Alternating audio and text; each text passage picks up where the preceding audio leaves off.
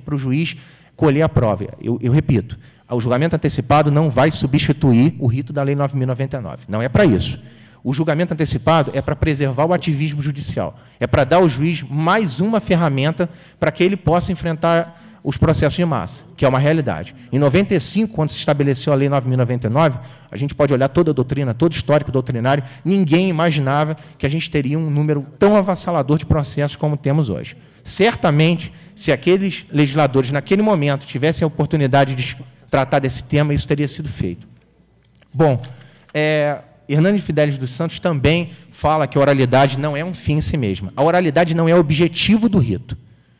O objetivo do rito, a ideia do rito é a duração razoável do processo e a preservação da efetividade processual. Quando veio a Lei 9.099, decorrente daquelas ideias do Capelletti, na obra clássica, que todo mundo conhece, veio para tornar o processo efetivo. É essa a ideia. A oralidade é meio. A gente tem que lembrar que o objetivo das partes é a satisfação do direito material. O que elas querem é o direito delas o quanto antes. O meio é o que pouco importa à parte.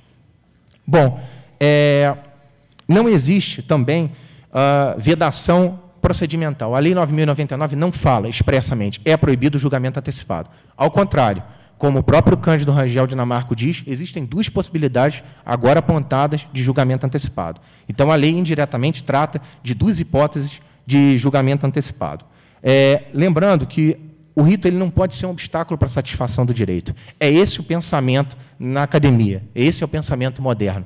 Os grupos de pesquisa que trabalham a reforma do CPC, as pessoas que academicamente eu tenho contato e que estão diretamente ligadas ao projeto e que trabalham no projeto falam disso. É um momento novo. A flexibilização procedimental ela tem sido tratada na academia como nunca foi tratada antes.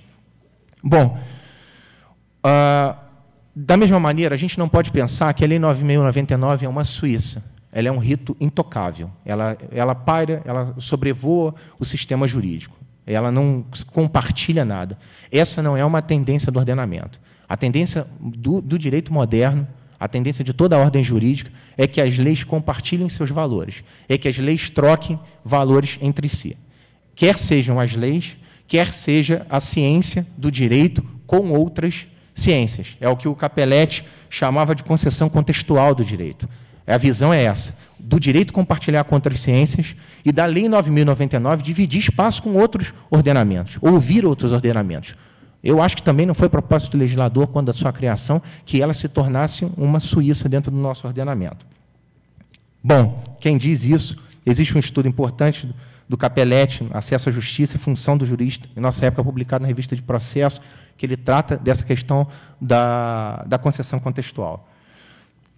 O que a doutrina vem discutindo é, ora, o rito ordinário é o rito mais formal, é o rito mais solene que a gente tem. Se o rito mais solene permite o julgamento antecipado, qual a razão lógica do rito mais informal, do rito que resguarda a função social do processo, do rito que quer a efetividade do processo, não permitir o julgamento antecipado? Me parece um contrassenso. Se o rito mais garantístico, se o rito que mais resguarda as garantias fundamentais do processo, permite, por que o rito da 9.099 não vai permitir? É essa a dialética que nós temos.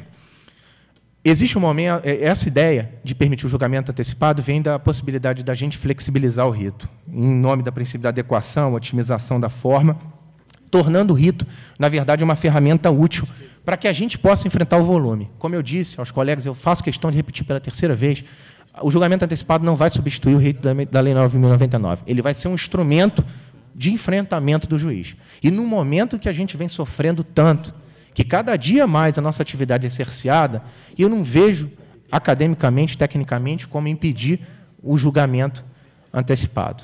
A flexibilização ela é tratada muito bem, e essa matéria do julgamento antecipado ela é tratada muito bem na defesa de doutorado do Fernando Gajardoni, em São Paulo, e do Carlos Alberto Alvaro de Oliveira, no Rio Grande do Sul. Os dois apontam a necessidade de você otimizar. O que se propõe aqui com o julgamento antecipado é otimizar, é dar utilidade ao nosso rito, é tornar o nosso rito mais efetivo para que a gente tenha um julgamento mais célere possível. Bom, a técnica aqui é a técnica manejada para a satisfação do direito material.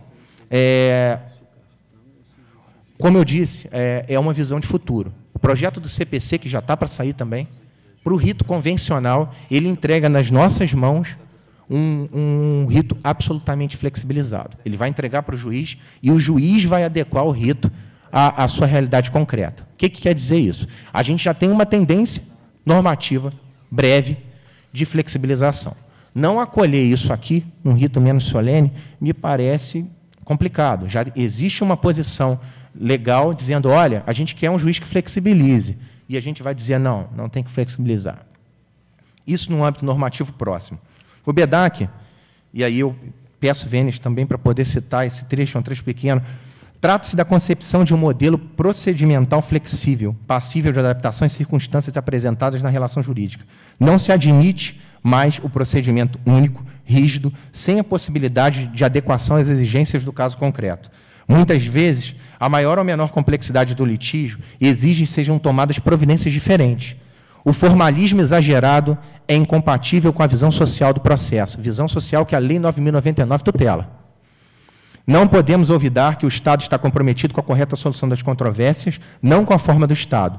Esta constitui fator de garantia de resultado e segurança para as partes, não podendo ser objeto de culto. Desde Calamandrei, desde lá de trás, já se fala da utilidade. Calamandrei já falava que a gente não pode, no nosso dia a dia, especialmente nós aqui de juizado, todo mundo assoberbado, com volume louco, perder energia com procedimento inútil. Se o procedimento não tem razão de ser, se eu não tenho necessidade de produzir aquela prova, se eu já tenho um entendimento consolidado, por que fazer? Qual a razão de promover aquilo? Bom, e aqui, lembrando também que o legislador ele não estabelece milimetricamente todas as hipóteses de julgamento. Quando da edição da Lei 9.099, por mais criativo que o legislador fosse, ele não tem como prever todas as hipóteses. Daí vem a atividade criativa do juiz, daí o ativismo, daí o juiz sair da sua posição de inércia para encontrar medidas próximas para julgar aquilo. Bom, e aqui eu acho que é o ponto mais importante. Existe um grupo de pesquisa condenado por causa do Watanabe, em São Paulo, na USP, e que ele orientou uma tese brilhante chamada Gerenciamento de Processos Judiciais, do professor doutor Paulo Eduardo Alves da Silva, professor da USP. E o Paulo ele fez uma pesquisa de campo com juízes de São Paulo. Pesquisa conduzida com padrão técnico, eu não preciso dizer, quem já trabalhou com pesquisa sabe disso. E ele fez a seguinte coisa: juízes que flexibilizam, juízes que se adaptam, juízes que encontram saídas para que os processos sejam decididos mais rapidamente.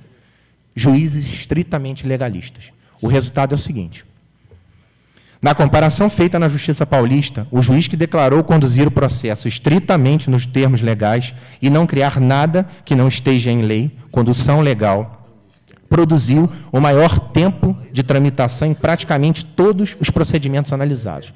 Ou seja, aquele juiz que se limita aos termos legais e que não permite uma interpretação sistêmica, ele é mais lento. Tecnicamente, ele é mais lento. Num exemplo externo, são 2 pontos breves. A Inglaterra vivia, até a década de 90, o maior entrave processual da sua história. Os processos eram lentos, os processos eram morosos. Por iniciativa do governo inglês, eles promoveram, na década de 90, o chamado Case Management. E, em 90, Lord Wolfe produziu um estudo e uma lei que mudou o sistema. Na Inglaterra, antes, as partes duelavam e o juiz assistia. O juiz era inerte. O juiz só comandava as partes. E a ideia foi, olha, vamos dar total poder ao juiz. O juiz vai passar a poder flexibilizar, a poder dinamizar o rito, a poder adaptar o rito à sua realidade. Esse juiz é o juiz que casa o rito com a sua realidade. O resultado na Inglaterra foi chocante. Em 1997, eles tinham 2,2 milhões de processos. Eu tenho esses dados, se alguém quiser depois, está disponível. Reduziu em 2003 para 1,5 milhões. Esse é o primeiro exemplo. O segundo exemplo é do direito português. O direito português, em 96, 99, promoveu uma reforma processual permitindo a flexibilização procedimental também. A saída que a gente quer aqui com o julgamento antecipado. Texto expresso de lei. O juiz adapta à sua realidade. O sucesso em Portugal foi enorme, foi muito grande. A doutrina veio logo e mostrou o seu interesse e mostrou o quanto o juiz que flexibiliza e o quanto o juiz que é dinâmico, ele é um bom juiz. E aí veio Lebe de Freitas, Pedro Madeira de Brito, Abílio Neto, Carlos Francisco Rego, alguns dos doutrinadores que apontaram no sucesso da flexibilização. Eu sei que o Flávio expôs o tema, eu só estou querendo colocar um contraponto. Aqui tem colegas muito mais experientes, muito mais vividos e com muito mais conhecimento técnico, sem dúvida, do que eu. A minha ideia foi só mostrar as razões legais e jurisprudenciais e normativas, já que a tendência do nosso direito processual o julgamento antecipado. O quadro nacional todo é de julgamento, e eu só quero reiterar, afinal, que no âmbito do STJ e no âmbito do Supremo não há decisão anulando julgamento antecipado. Lembrando que a federal julga antecipadamente, tá bom? Era isso.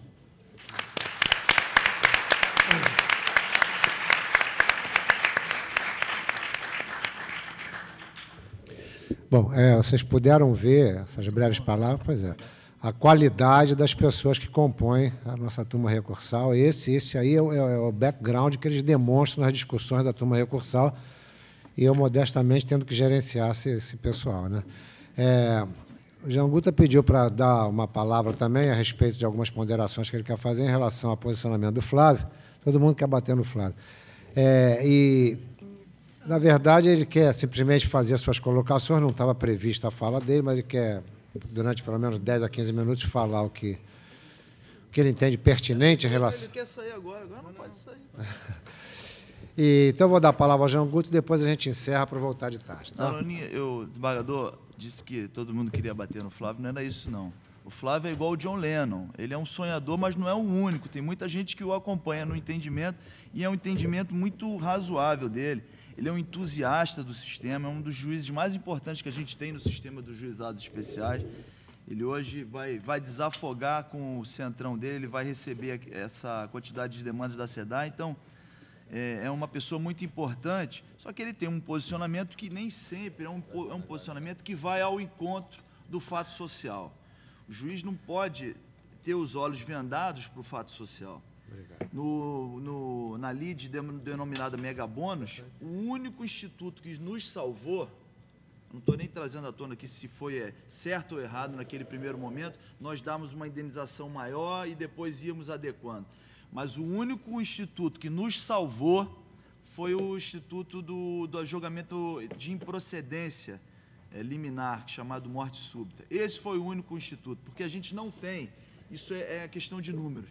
Mesmo que nós queiramos fazer vários mutirões, nós não vamos conseguir. Isso é uma questão, numérico, é fática isso. Nós não vamos conseguir abrir mão de todos esses dispositivos, de todos esses mecanismos processuais que tornem viáveis a solução de conflitos. Então, se o julgamento antecipado é um mecanismo viável, se o julgamento antecipado, como o colega Antônio Abirrahman, que também tenho que elogiar aqui em público, foi chamado, no meio do curso, já estava divulgado. Ele foi um juiz corajoso, porque é um juiz mais novo que nós aqui compomos a mesa, é um dos juízes mais novos da turma, e teve a coragem de vir aqui, que é difícil falar para uma plateia seleta dessa, uma plateia tão importante. Ele veio e trouxe, com esse contraponto que ele se propôs a fazer, ele trouxe uma demonstração de que a gente não pode abrir mão disso. Nós temos que aplicar todos os institutos que deem viabilidade ao juizado. No momento atual, nós estamos numa fase de pré-colapso. Eu não acredito que isso vai acontecer, porque todos nós somos guerreiros, a gente está empenhado. Quem atua no sistema do juizado é entusiasmado, não vai deixar que essa peteca caia.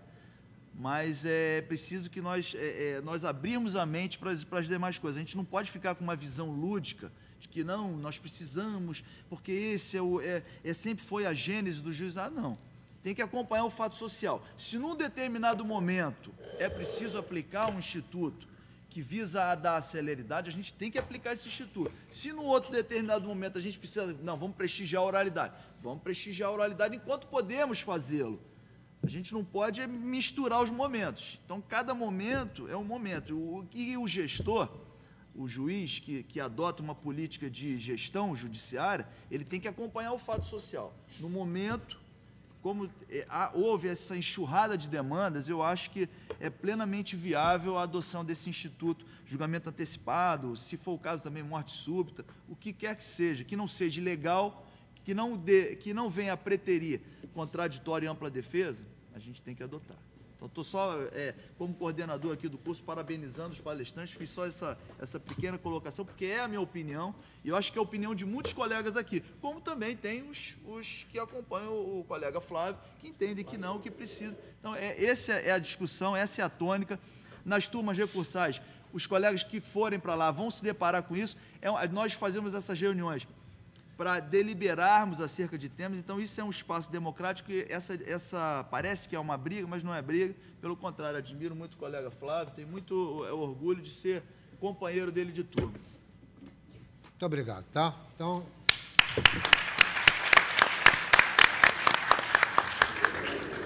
Agradeço a vocês, 2 horas retornamos. Impreterivelmente.